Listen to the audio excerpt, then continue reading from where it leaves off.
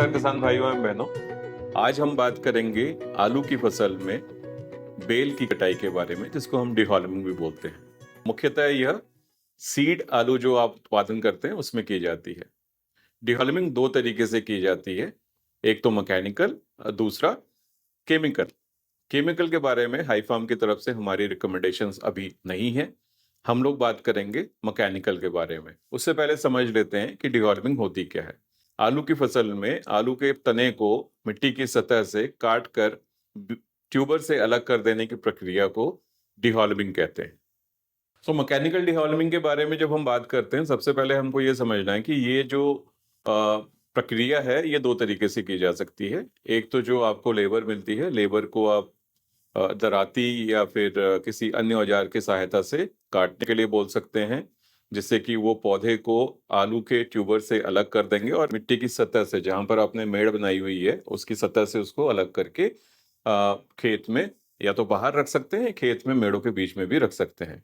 दूसरा तरीका होता है जो आजकल काफी सारी मशीन्स आ गई हैं, उन मशीनों को खेत में चला करके, जैसे लेबर करती है उसी तरीके से मशीन भी आपके जो तने हैं पौधे के उसको काट देती है और इस तरीके से डिहॉलमिंग को कंप्लीट कर सकते हैं।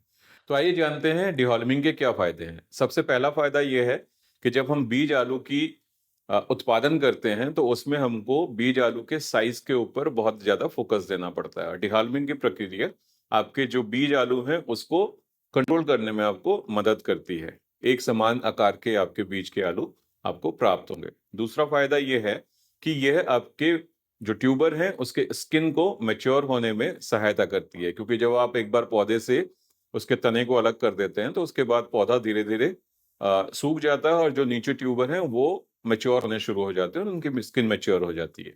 तीसरा फायदा यह है कि जब पौधे वहां पर नहीं रहेंगे तो जो व्हाइट फ्लाई या अन्य किसी तरह के कीट हैं उसका आक्रमण फिर उन ट्यूबर्स के ऊपर नहीं हो पाता है, जिसकी वजह से जो अगली जनरेशन तैयार होती है उसमें वायरस का प्रकोप काफी कम या नहीं के बराबर होता है।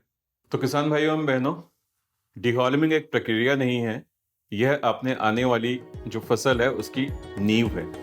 इसको मजबूत बनाएं। सही समय पर सही तरीका अपनाने से आपकी फसल मजबूत तैयार होती है और आमदनी भी बेहतर होती है, अतः इसका ध्यान रखें। सो हाईफार्म में हमारा उद्देश्य है वैज्ञानिक खेती, स्वस्थ बीज एवं खुशहाल किसान।